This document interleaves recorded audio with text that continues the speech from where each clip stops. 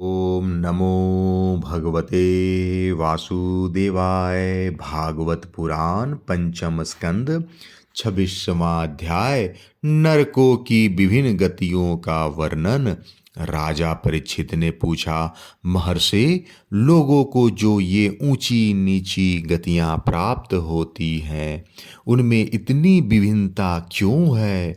श्री सुखदेव जी ने कहा, राजन, कर्म करने वाले पुरुष सात्विक, राजस और तामस 3 प्रकार के होते हैं तथा उनकी श्रद्धाओं में भी भेद रहता है। इस प्रकार स्वभाव और श्रद्धा के भेद से उनके कर्मों की गतियां भी भिन्न भिन्न होती हैं और न्यूनाधिकार रूप से में ये सभी गतियां सभी कर्ताओं को प्राप्त होती हैं। इस प्रकार निषिद्ध कर्म रूप पाप करने वालों को भी उनकी श्रद्धा के असमानता के कारण समान फल नहीं मिलता। अतः अनादि अविद्या के वशीभूत होकर कामना पूर्वक किए हुए उन निषिद्ध कर्मों के परिणाम में जो हजारों तरह की नारकीय गतियां होती हैं, उनका विस्तार से वर्णन करेंगे। राजा परीक्षित ने पूछा, भगवन, आप जिनका वर्णन करना चाहते हैं, वे नरक इसी पृथ्वी का कोई देश विशेष है अथवा त्रिलोकी से बाहर या इसी के भीतर किसी जगह है? श्री सुखदेव जी ने कहा, राजन, वे त्रिलोक के भीतर ही हैं तथा दक्षिण की ओर पृथ्वी से नीचे जल के ऊपर स्थित है। इसी दिशा में अग्नि, श्वात आदि पितृगण रहते हैं। वे अत्यंत एकाग्रता पूर्वक अपने वंशधरों के लिए मंगल कामना किया करते हैं। उस नरक लोक में सूर्य के पुत्र पितृराज भगवान यम अपने सेवकों सहित रहते हैं तथा भगवान की आज्ञा का उल्लंघन न करते हुए अपने दूतों द्वारा वहाँ लाए हुए मृत प्राणियों को उनके दुष्कर्मों के अनुसार पाप का फल दंड देते हैं। परीक्षित, कोई कोई लोग नरकों की संख्या 21 बताते हैं। अब हम नाम, रूप और लक्षणों के अनुसार उनका क्रमशः वर्णन करते हैं। उनके नाम हैं तामिश, अंधतामिश, रौरव, महारौरव, कुंभीपाक, कालशूत्र, शिवपत्रवन, शुकरमुख, अंधकूप, कृमि भोजन, संदेश, तत्वसुर्मी, वज्रकंटकाशलमली, वैतरणी, पियोद, प्राणरोध, विशासन, लालाभक्ष, सारमेयादन, अवीची और अयपान। इनके सिवा क्षार कर्दम, रछोगन भोजन, शूलप्रोत, दंतशूक, अवट निरोधन, पर्यावर्तन और सूची मुख, ये 7 और मिलाकर कुल 28 नरक तरह तरह की यातनाओं को भोगने के स्थान हैं। जो पुरुष दूसरों के धन, संतान अथवा स्त्रियों का हरण करता है, उसे अत्यंत भयानक यमदूत काल पाश में बांधकर बलात्कार से तामिश नरक में गिरा देते हैं। उस अंधकार में नरक में उसे अन्न जल न देना, डंडे लगाना और भय दिखाना आदि अनेक प्रकार के उपायों से पीड़ित किया जाता है। इससे अत्यंत दुखी होकर वह एकाएक मूर्छित हो जाता है। इसी प्रकार जो पुरुष किसी दूसरे को धोखा देकर उसकी स्त्री आदि को भोगता है, वह अंधतामिश नरक में पड़ता है। वहाँ की यातनाओं में पढ़कर वह जड़ से कटे हुए वृक्ष के समान वेदना के मारे सारी सुध बुध खो बैठता है और उसे कुछ भी नहीं सूझ पड़ता। इसी से इस नरक को अंधतामिष्ट कहते हैं।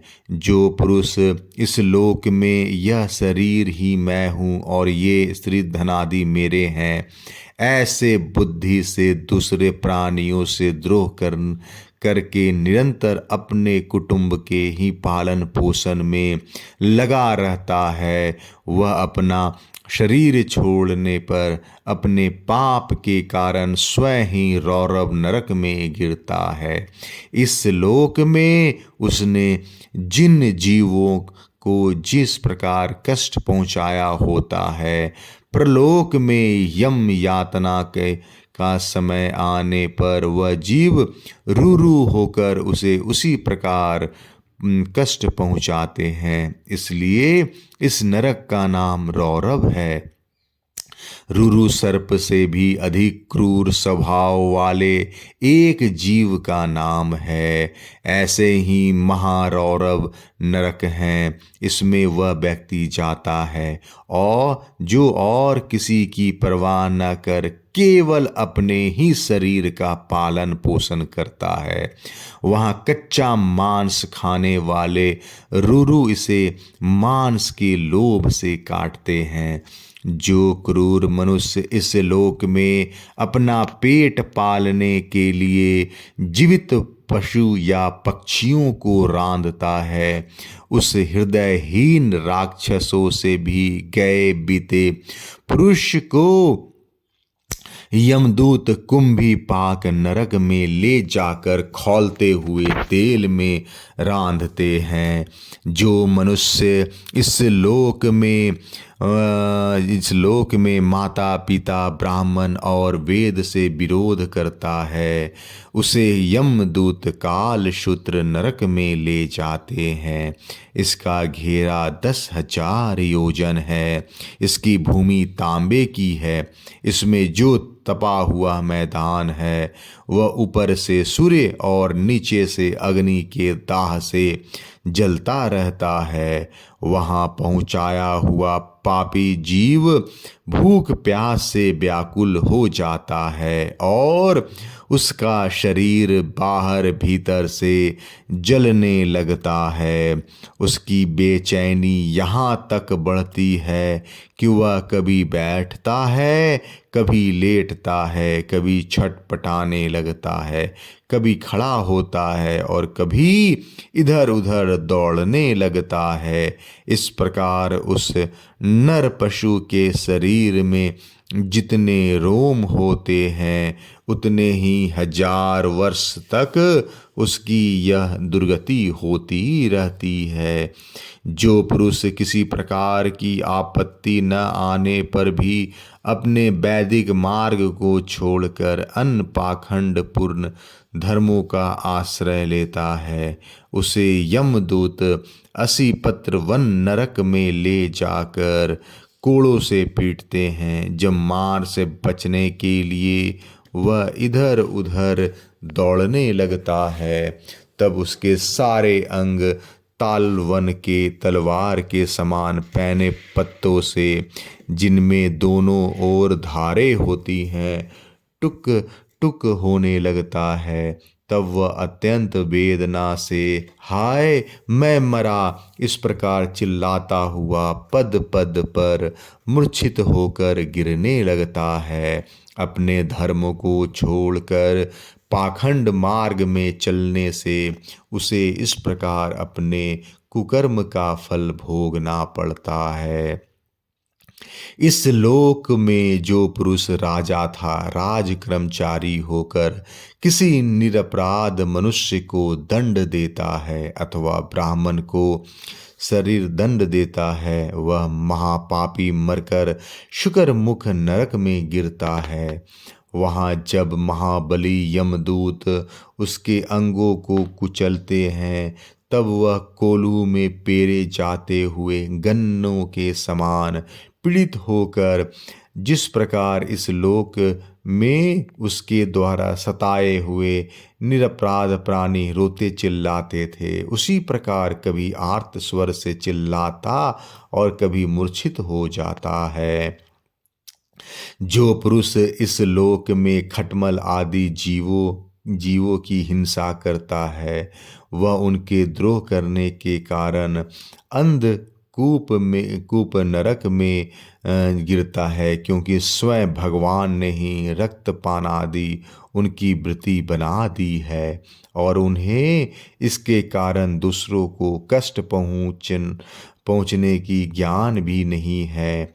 किंतु मनुष्य की वृत्ति भगवान ने विधि निषेध पूर्वक बनाई है और उसे दूसरों के कष्ट का ज्ञान भी है।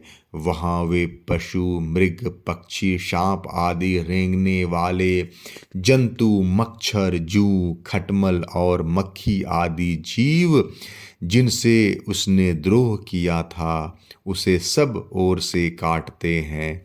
इससे उनकी निंद्रा और शांति भंग हो जाती है और स्थान न मिलने पर भी वह बेचैनी के कारण इस घोर अंधकार में इस प्रकार भटकता रहता है, जैसे रोगग्रस्त शरीर में जीव छटपटाया करता है।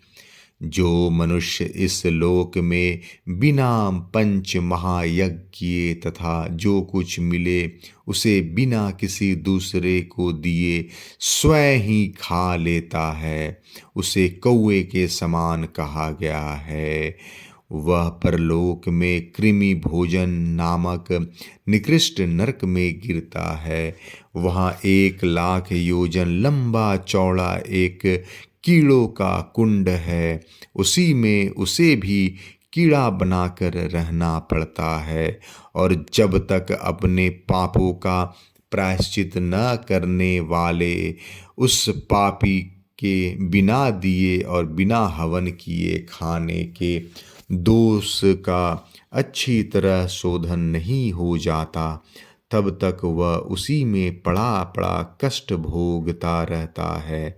वहाँ कीड़े उसे नोचते हैं और वह कीड़ों को नुखाता है। राजन, इस लोक में जो व्यक्ति चोरी या बरजोरी से ब्राह्मण अथवा आपत्ति के समय न होने पर भी किसी दूसरे पुरुष के स्वर्ण और रत्न आदि का हरण करता है, उसे मरने पर यमदूत संदंस नामक नरक में ले जाकर तपाए हुए लोहे के गोलों से दागते हैं और सड़सी से उसकी खाल नोचते हैं। इस लोक में यदि कोई पुरुष अगम्या स्त्री के साथ संभोग करता है अथवा कोई स्त्री अगम्य पुरुष से व्यभिचार करती है, तो यमदूत उसे तप्त सुरमी नामक नरक में ले जाकर कोड़ों से पीटते हैं तथा पुरुष को तपाए हुए लोहे की स्त्री मूर्ति से और स्त्री को तपाई हुई पुरुष प्रतिमा से आलिंगन कराते हैं। जो पुरुष इस लोक में पशु आदि सभी के साथ अव्यभिचार करता है, उसे मृत्यु के बाद यमदूत वज्रकंटक शाल्मली नरक में गिराते हैं और वज्र के समान कठोर कांटों वाले सेमर के वृक्ष पर चढ़कर फिर नीचे की ओर खींचते हैं।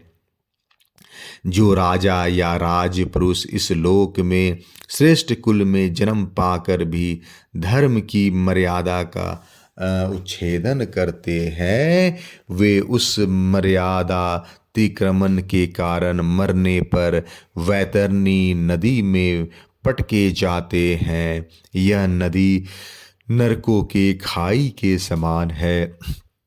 उसमें मल, मूत्र, पीव, रक्त, केश, नख, हड्डी, चर्बी, मांस और मज्जा आदि गंदी चीजें भरी हुई है। वहाँ गिरने पर उन्हें इधर उधर से जल के जीव नोचते हैं, किंतु इससे उसका शरीर नहीं छूटता।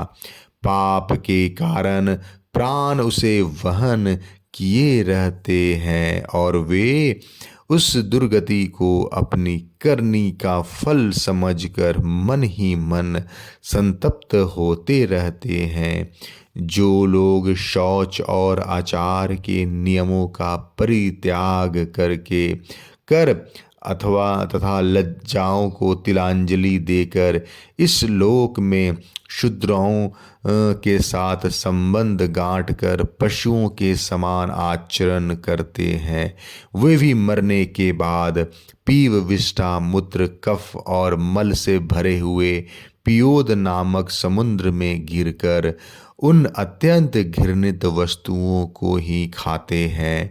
इस लोक में जो ब्राह्मण आदि उच्च वर्ण के लोग कुत्ते या गधे पालते हैं और शिकार आदि में लगे रहते हैं तथा शास्त्र के विपरीत पशुओं का वध करते हैं, मरने के पश्चात वे प्राण रोध नरक में डाले जाते हैं और वहाँ यमदूत उन्हें लक्ष्य बनाकर वानों से बींधते हैं। जो पाखंडी लोग पाखंड पूर्ण यज्ञों में पशुओं का वध करते हैं, उन्हें परलोक में वैश्य विशेषण नरक में डालकर वहाँ के अधिकारी बहुत पीड़ा देकर काटते हैं।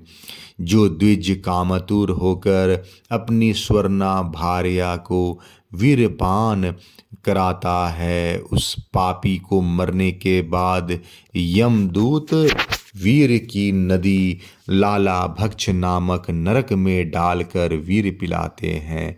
जो कोई चोर अथवा राजा या राजपुरुष इस लोक में किसी के घर में आग लगा देते हैं, किसी को विष दे देते हैं अथवा गांवों या व्यापारियों की टोलियों को लूट लेते हैं, उन्हें मरने के पश्चात सारमेयादन नामक नरक में वज्र की सी दाढ़ों वाले 720 यमदूत कुत्ते बनकर बड़े बेग से काटने लगते हैं। इस लोक में जो पुरुष किसी की गवाही देने में, व्यापार में अथवा दान के समय किसी भी तरह झूठ बोलता है, वह मरने पर आधार शून्य अविचीमान नरक में पड़ता है। वहाँ उसे 100 योजन ऊंचे पहाड़ के शिखर से नीचे को सिर करके गिराया जाता है। उस नरक की पत्थर की भूमि जल के समान जान पड़ती है, इसलिए इसका नाम अविचमान है। वहाँ गिराए जाने से उसके शरीर के टुकड़े टुकड़े हो जाने पर भी प्राण नहीं निकलते, इसलिए इसे बार बार ऊपर ले जाकर पटका जाता है। जो ब्राह्मण या ब्राह्मणी अथवा व्रत में समस्थित और कोई भी प्रमादवश मद्यपान करता है तथा जो क्षत्रिय या वैश्य सोमपान करता है, उन्हें यमदूत अहपान नाम के नरक में ले जाते हैं और उनकी छाती पर पैर रखकर उनके मुंह में आग से गलाया हुआ लोहा डालते हैं। जो पुरुष इस लोक में निम्न श्रेणी का होकर भी अपने को बड़ा मानने के कारण जन्म, तप, विद्या, आचार, वर्ण या आश्रम में अपने से बड़ों का विशेष सत्कार नहीं करता, वह जीता हुआ भी मरे के समान है। उसे मरने पर छार करदम नाम के नरक में नीचे को सिर करके गिराया जाता है और वहाँ उसे अनंत पीड़ाएं भोगनी पड़ती है। जो पुरुष इस लोक में नरमेधादि के द्वारा भैरव, यक्ष, राक्षस आदि का यजन करते हैं और जो स्त्रियां पशुओं के समान पुरुषों को खा जाती हैं, उन्हें वे पशुओं की तरह मारे हुए पुरुष यमलोक में राक्षस होकर तरह तरह की यातनाएं देते हैं, और रजोगन भोजन नामक नरक में कसाईयों के समान कुल्हाड़ी से काट काट कर उसका लहू पीते हैं। तथा जिस प्रकार वे मांस भोजी पुरुष इस लोक में उनका मांस भक्षण करके आनंदित होते थे, उसी प्रकार वे भी उनका रक्त पान करते और आनंदित होकर नाचते गाते हैं। इस लोक में जो लोग वन या गांव के निरपराध जीवों को, जो सभी अपने प्राणों को रखना चाहते हैं, तरह तरह के उपायों से फुसलाकर अपने पास बुला लेते हैं और फिर उन्हें कांटे से बेंध कर या रस्सी से बांध कर खिलवाड़ करते हुए तरह तरह की पीड़ाएं देते हैं, उन्हें भी मरने के पश्चात यम यातनाओं के समय शूल प्रोत नामक नरक में शूलों से बेंधा जाता है। उस समय जब उन्हें भूख प्यास सताती है और कंक बटेर आदि तीखी चोंचों वाले नरक के भयानक पक्षी नोचने लगते हैं, तब अपने किए हुए सारे पाप याद आ जाते हैं। राजन, इस लोक में जो सर्पों के समान उग्र स्वभाव पुरुष दूसरे जीवों को पीड़ा पहुंचाते हैं, वे मरने पर दंड शुक नामक नरक में गिरते हैं। वहाँ 5-5 7-7 मुंह वाले सर्प उनके समीप आकर उन्हें चूहों की तरह निगल जाते हैं। जो व्यक्ति यहाँ दूसरे प्राणियों को अंधेरी खतियों, कोठों या गुफाओं में डाल देते हैं, उन्हें परलोक में यमदूत वैसे ही स्थान में डालकर विषैली आग के धुएं में घोंटते हैं। इसलिए इस नरक को अवट निरोधन कहते हैं।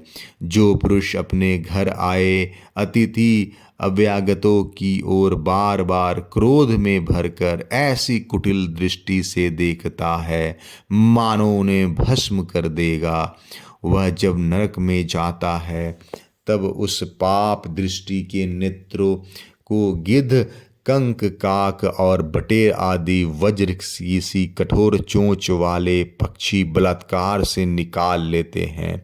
इस नरक को पर्यावर्तन कहते हैं। इस लोक में जो व्यक्ति अपने को बड़ा धनवान समझकर अभिमानवश सबको टेढ़ी नज़र से देखता है और सभी पर संदेह करता है, धन के व्यय और नाश की चिंता से उसके हृदय और मुख सूखे रहते हैं।